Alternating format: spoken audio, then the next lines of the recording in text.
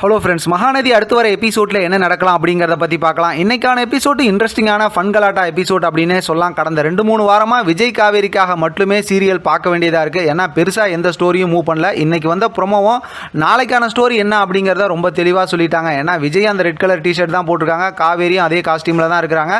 இப்போ நர்மதாவுக்காக விஜய் பார்த்தோம் அப்படின்னாக்கா அந்த ப்ராஜெக்ட்லாம் செய்கிறாரு. அந்த நேரத்தில் ஸ்பீக்கரில் சத்தமாக பாட்டு கேட்கறதுனால காவேரி வீட்டில் இருக்க ஃபேமிலியில் இருக்கவங்களாம் ரொம்ப கோவப்படுறாங்க. நாளைக்கான எபிசோடும் ஒரு மாதிரி ஃபன்கலாட்டா தான் போவோம். ஒருவேளை நாளைக்கான எபிசோட் லாஸ்ட்டில் ஏதாவது முக்கியமான ஒரு ட்விஸ்டிங்கை, ஏதாவது முக்கியமான ஒரு ஸ்டோரியை காட்டுறதுக்கு வாய்ப்பு இருக்குது.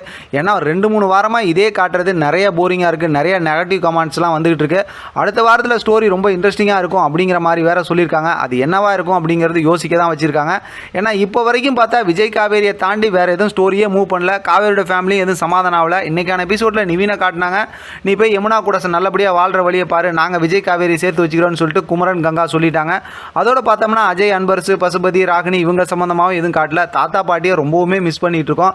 அதோட பார்த்தா வெண்ணிலாவோட ஸ்டோரியை எதுவுமே காட்டாமல் இருந்துட்டு இருக்காங்க. வெண்ணிலாவால் தான் இவ்வளோ பெரிய பிரச்சனை வந்துச்சுங்கிறது நமக்கு தெரிஞ்சது தான்.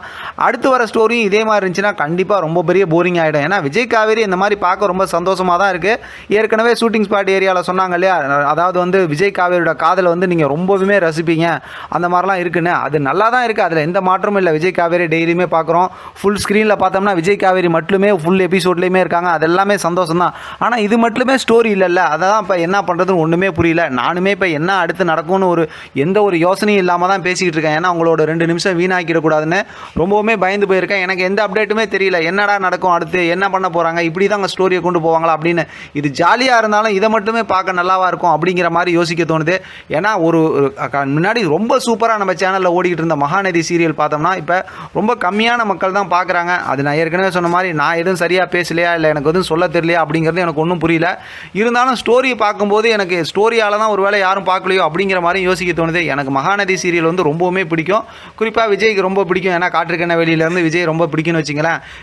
இப்போ பார்த்தோம்னா காவேரி சூப்பராக நடிக்கிறாங்க, எல்லாமே நல்லா இருக்குது ஸ்டோரி. ஆனால் இதை மட்டுமே பார்க்கறதுக்கு கொஞ்சம் ஒரு மாதிரி அடுத்தடுத்த சீரியல்லாம் பார்க்கும்போது எவ்வளோ இன்ட்ரெஸ்டிங்காக ஸ்டோரியை கொண்டு போகிறாங்க, இவ்வளோ நல்ல ஹீரோயினை வச்சுட்டு ஏன் இப்படி சொதப்புறாங்கன்னு ஒன்றுமே புரியலையே அப்படிங்கிற மாதிரி கொஞ்சம் யோசிக்க தோணுது. ஆனால் அடுத்த வாரத்தில் கன்ஃபார்மாக செம்ம ட்விஸ்டோட ஸ்டோரியை செம்ம சூப்பராக கொண்டு போயிடுவாங்க. ஏன்னா இதுக்கப்புறமா அவங்க இதே மாதிரி கொண்டு போவாங்க அப்படிங்கிறதுல எந்த ஒரு இதுவும் கிடையாது. அதனால் வெயிட் பண்ணி பார்க்கலாம் என்ன நடக்குதுன்னு. இதை பற்றின உங்களோட கருத்து கமெண்ட் பாக்ஸை தெரியப்படுத்துங்க. தொடர்ந்து ஆதரவு கொடுங்க. தேங்க்யூ ஃப்ரெண்ட், தேங்க்ஸ் ஃபார் வாட்சிங்.